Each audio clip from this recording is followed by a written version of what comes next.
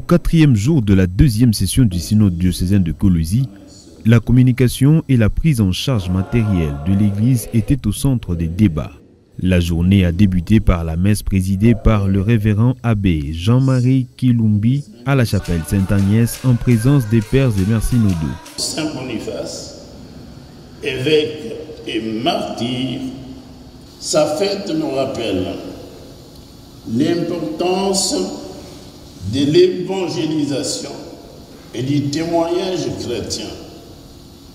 Elle nous invite à réfléchir sur notre propre rôle dans la mission de l'Église et à renouveler notre engagement à annoncer l'Évangile, à embrasser la croix pour mériter la gloire qui vient de Dieu. Puis l'évêque de Kamina, Léonard Kakouji, va ouvrir la journée avec sa conférence sur la prise en charge matérielle et financière de l'Église par ses propres fidèles. Et d'autant plus que nous sommes dans la configuration de l'Église dans l'esprit synodal. Alors cette prise en charge concerne tout le monde. Et je suis parti de l'Ancien Testament et du Nouveau Testament pour justifier cette prise en charge. Déjà avec les évangiles, dans l'évangile de Matthieu, au chapitre 14 comme au chapitre 15, il y a cet équilibre qui réunit les fidèles, c'est-à-dire, comme je venais de vous dire, clercs et laïcs. Tous nous avons des devoirs vis-à-vis de l'Église. Les clercs ne peuvent pas se dire la prise en charge, ce sont les chrétiens qui doivent nous prendre uniquement en charge.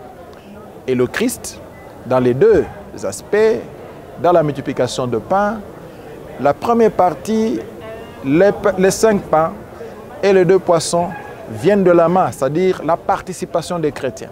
Ça lui parvient et il y a le miracle qui advient et la multiplication arrive, c'est la gloire à Dieu et la satisfaction pour tous. Dans le chapitre 15 de Matthieu, on voit que c'est Jésus reçoit 7 pains et quelques poissons, cette fois-là, pas de la masse, mais de ses apôtres. Et ça donne cet équilibre pour participer à la prise en charge du bien-être pour tous. En plus, il y a des dîmes dans l'Ancien Testament comme dans le Nouveau Testament. Abraham déjà avait donné sa dîme à Melchisédek. Jacob avait promis de donner le 1/10 de tout ce qu'il pouvait recevoir de Dieu. Aussi, le prêtre, quand il reçoit la dîme, il y a ce qu'on appelle la dîme de la dîme, que le Seigneur exige aux Lévites. Et donc, le prêtre, même quand il reçoit sa dîme en paroisse, doit pouvoir penser à l'Église parce que tout ce que nous recevons, c'est pour Dieu. En résumé, c'est cela. C'est un appel à la prise en charge de l'Église et cela nous concerne tous sans que quelqu'un ne se dise être privilégié des biens de l'Église. Le père Jean-Baptiste Malengue va s'étaler sur l'importance et les défis de la communication dans le contexte d'une église synodale. J'ai donné ma conférence pour montrer que la communication, c'est le chemin, oui, pour l'église, pour la rencontre. Et j'ai montré que nous devons miser surtout sur la communication numérique, parce qu'elle est accessible, elle est à notre disposition. Et j'ai dit que l'évêque de Colosie devrait donner des moyens à la commission diocésaine, aux médias diocésains. Mais en même temps, j'ai dit que ces moyens de l'évêque, il va les recevoir du peuple de Dieu parce qu'il faut une prise en charge de tous les diocèses pour que la radio, les réseaux sociaux, même une télévision, pourquoi pas, le périodique Tchondo qui existe au diocèse pour que cela marche. Mais j'ai tenu à expliquer qu'il s'agit fondamentalement de la rencontre. Lorsque nous parlons de la communication, nous ne parlons pas d'abord des moyens, des technologies, non. Il s'agit des personnes, des frères et des sœurs, des hommes qui se rencontrent. Et pour se rencontrer, pour se reconnaître comme frères et sœurs dans la famille de Dieu, dans l'Église et même dans notre pays, il faut se connaître. Donc un accent doit porter aussi sur l'information. Mais maintenant, l'information qui vient de qui? Alors il faut trouver des personnes compétentes aussi. Et dans un diocèse comme le diocèse de Colosie, il y a beaucoup de personnes, mais il faut la formation. il faut qu'on se forme soi-même pour recevoir et pour donner l'information.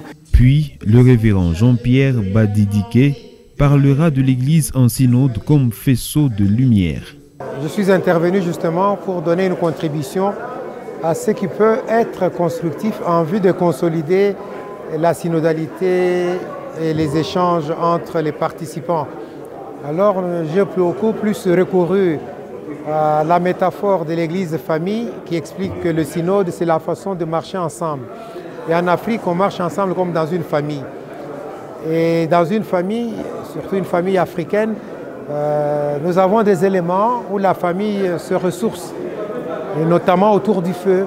C'est là que la famille cuisine, c'est là que la famille se donne des conseils, c'est là que la famille se transmet la sagesse, c'est là que la famille se réconcilie, c'est là que la famille construit l'avenir. Et ce feu peut être retrouvé dans les langues de feu de la Pentecôte. Alors par conséquent, je suis parti de cette idée que nous sommes tous des langues de feu, des flammes de feu qui brillent sans pour se brûler, sans pour se concurrencer, pas pour entrer en compétition, mais plutôt pour construire ensemble la lumière. Et c'est de là que j'aboutis à la deuxième métaphore qui est celle du rayonnement lumineux. Nous sommes tous des rayons lumineux. Dans l'Église, chaque membre du baptisé à l'évêque est un rayon lumineux. Et nous sommes appelés à rayonner. C'est la lumière que nous recevons dans le sacrement du baptême et de la confirmation. Nous sommes tous des rayons lumineux. Nous sommes égaux en droit et en dignité, mais chacun a une valeur différente. La valeur de l'évêque n'est pas la même que celle du vicaire général, et celle du vicaire général n'est pas la même que celle de l'économe, et ainsi de suite. Chacun sait ce que Dieu, par son ministère, lui reconnaît afin de bien éclairer.